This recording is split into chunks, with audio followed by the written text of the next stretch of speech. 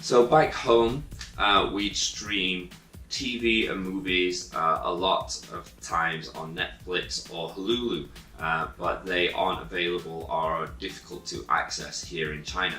The good news is that in China, they offer a lot of different varieties of streaming sites, especially for TV and movies, such as le.com and VideoQQ.qq.com, IQIYI.com, and Youku.com, which is where we watch the latest Sherlock episodes, all in English with the Chinese subtitles.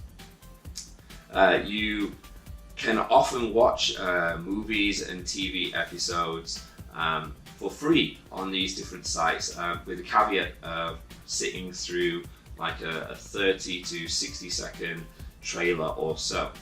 However, we didn't want to do that, so we went ahead and we actually bought a subscription package with IQIYI.com, which got rid of all those trailers and allowed us access to VIP areas.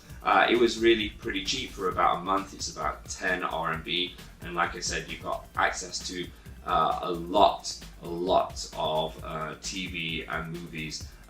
It's not so much super current. This particular company has made a recent deal with Netflix, but it's not instant catch-up. However, they have a very wide and vast back catalogue of different TV and movies without commercials. And you can even download them on the go.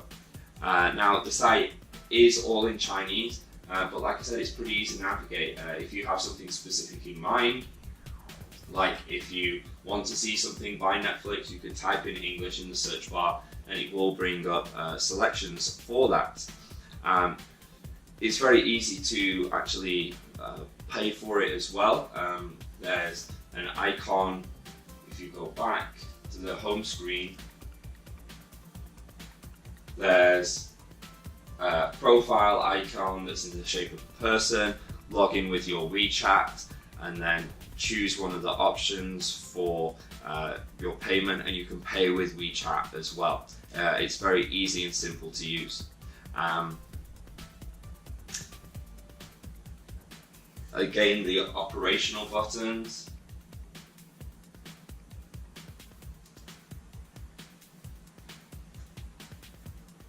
So back home, we'd stream TV or movies on generally Netflix or Hulu, but they aren't available or quite difficult to access here in China.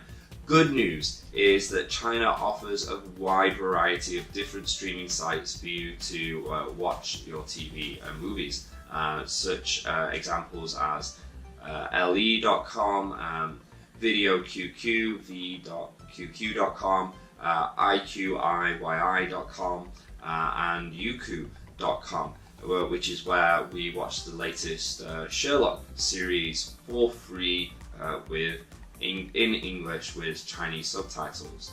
How do you do that? You can actually often watch movies or TV episodes for free.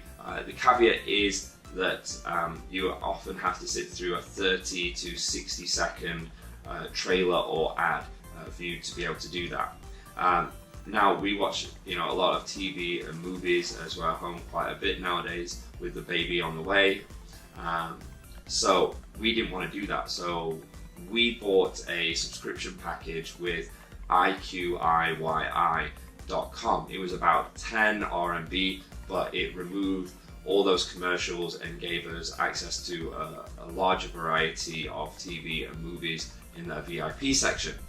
Now, the IQI app is all in Chinese, but it's very easy to navigate.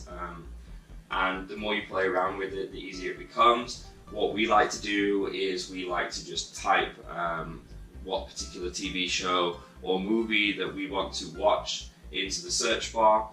So if you want to watch something by Netflix, you can do that with IQI FYI, because they do have an agreement.